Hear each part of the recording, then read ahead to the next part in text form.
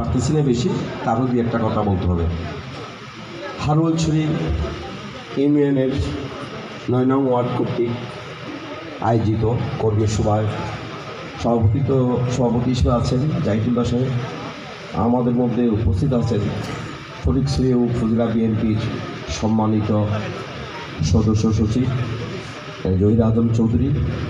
আমাদের মধ্যে আরও উপস্থিত আছেন হারুয়ালছড়ি ইউনিয়ন বিএনপির সুযোগ্য সদস্য সচিব তথ্য ছাত্রনেতা জনাব মোহাম্মদ হাসান। আমাদের মধ্যে আরও উপস্থিত আছেন হারুয়ালছড়ি ইউনিয়ন বিএনপির সাবেক সভাপতি মাস্টার মোহাম্মদ মুসা। আমাদের মধ্যে আরও উপস্থিত আছেন হারুয়ালছড়ি ইউনিয়ন বিএনপির সাবেক সহসভাপতি জনাব তারিকুল হাসান চৌধুরী সাগর। আমাদের মধ্যে আরও উপস্থিত আছেন হারুয়ালছড়ি ইউনিয়ন বিএনপির সদস্য মহানগর ছাত্র দলের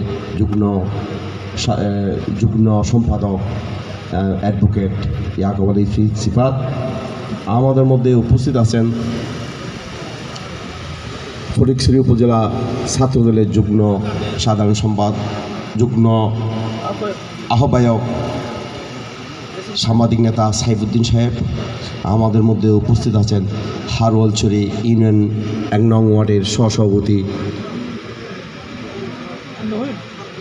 এবং ৩ নং ওয়ার্ডের সভাপতি ইসলাম ভাই, ৬ নং ওয়ার্ডের সভাপতি আব্দুল হালিম, ৪ নং ওয়ার্ডের সাধারণ সম্পাদক কামাল উদ্দিন, ৮ নং ওয়ার্ডের বিএনপি সভাপতি হাজী বদিউল আলম সাহেব, ৫ নং ওয়ার্ডের সম্মানিত সভাপতি জসিমউদ্দিন চৌধুরী, হারুয়ালছড়ি ইউনিয়ন শ্রমিক লীগের সাধারণ সম্পাদক আলাউদ্দিন, শ্রমিক দলের সাধারণ সম্পাদক আলাউদ্দিন সহ এবং সুয়াবিল ইউনিয়ন বিএনপির সদস্য উমর ফারুক মানিক, সুয়াবিল নাজিরহাট পৌরসভার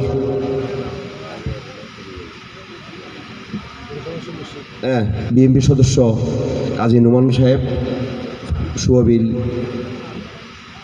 যুবদলের আহ্বায়ক কাজী নইমুদ্দিন, হারুয়ালছড়ির যুবদলের সাধারণ সম্পাদক লুকমান আবিউর রহমান লুকমান, প্রবাসী নেতা সোহেল এবং প্রবাসী নেতা লুকমান সহ যুবদল, ছাত্রদল, তারেক জিয়ার তারুণ্য দল সহ বিএনপির বিভিন্ন ওয়ার্ড থেকে আগত নেতৃবৃন্দ সহ উপস্থিত সকল মুরব্বীগণ যারা দীর্ঘক্ষণ এই দীর্ঘ ৪ ঘন্টা শীতের মধ্যে বসে আছেন, সবাইকে আমি সালাম জানাই, আসসালামু আলাইকুম।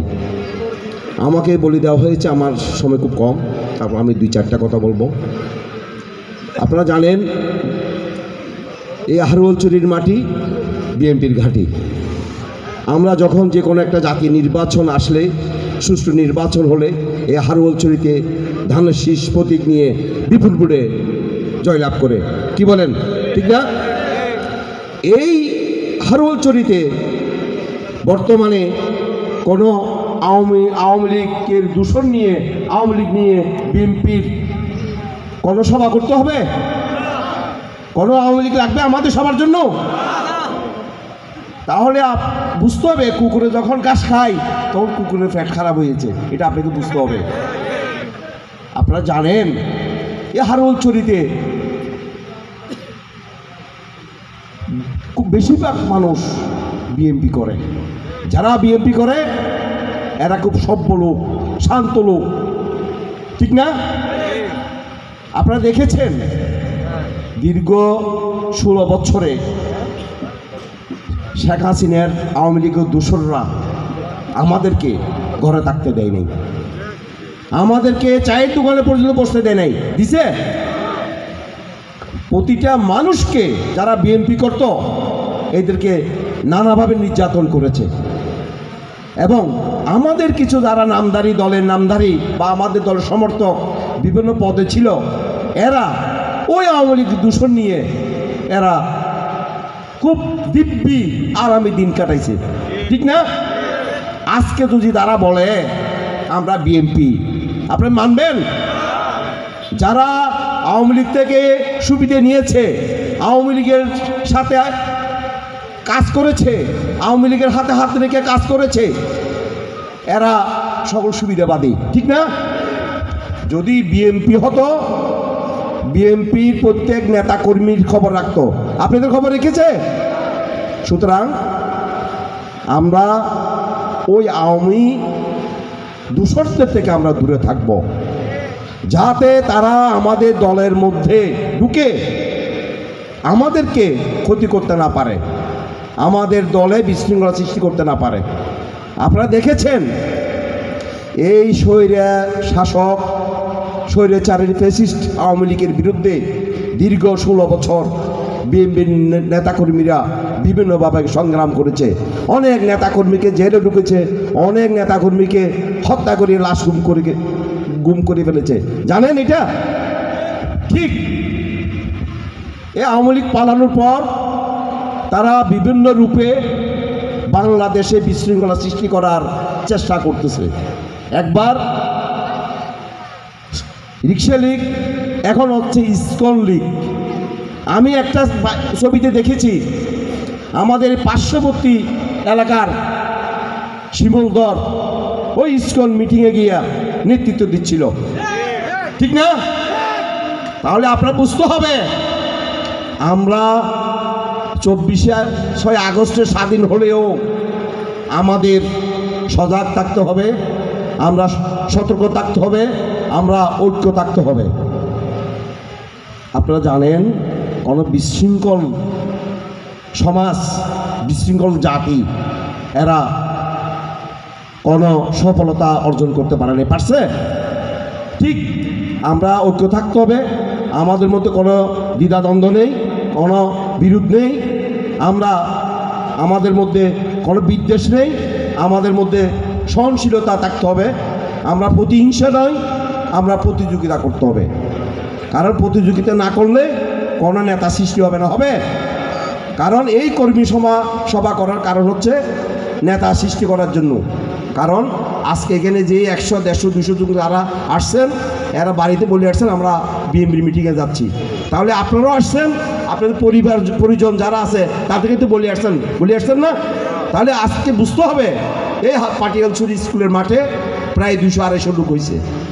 ঠিক এই পরিবার যারা আছে এরাও আমাদের সাথে পক্ষান্তরে সামিল না, যেহেতু আপনারা বলে আসছেন।